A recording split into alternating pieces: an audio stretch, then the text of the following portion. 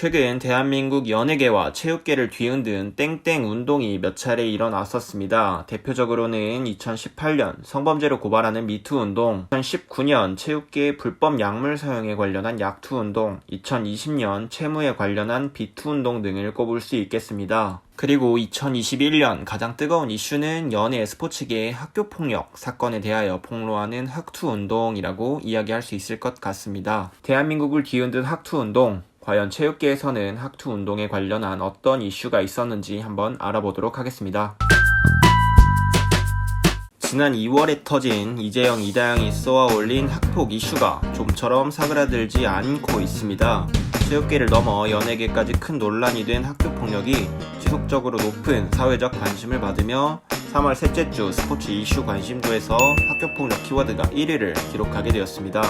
또한 빅카인즈 스포츠 기사 연관 키워드 분석 결과 최근 3개월 동안 학교폭력에 관련한 기사가 다수 나타난 것을 확인할 수 있습니다. 최근 스포츠계에서는 쌍둥이 자매 기성용, 현주엽, 이영하, 김대현, 정영일 등의 선수들이 학교폭력 논란에 휩싸이고 있습니다. 논란이 되고 있는 학교폭력, 체육계에서는 왜 어떠한 형태로 일어나고 있는 것일까요?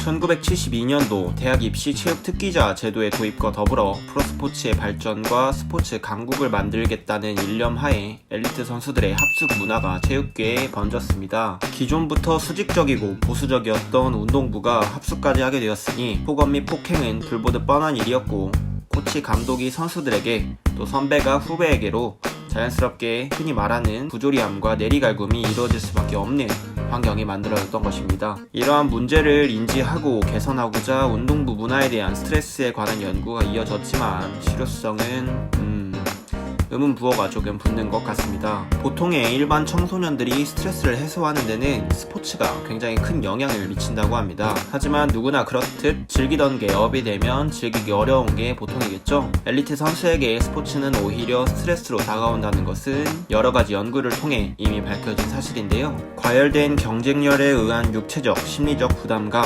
진학에 대한 스트레스, 부상, 기량 저하에 대한 슬럼프 등이 대표적인 엘리트 선수들의 스트레스 요인으로 꼽히는데, 그중 물리적, 언어적 차별에 대한 지도자와의 갈등, 괴롭힘, 언어폭력과 같은 구성원과의 트러블은 부상이나 미래에 대한 요인보다 더 큰 문제점으로 나타난다는 선행 연구를 통해 우리는 운동부 문화에 따른 학교폭력 문제는 굉장히 크다는 점을 알 수 있습니다. 그렇다면 실제 현장에서 엘리트 체육을 겪어본 선수, 지도자들은 학교폭력 문제에 대해 어떻게 생각을 할까요?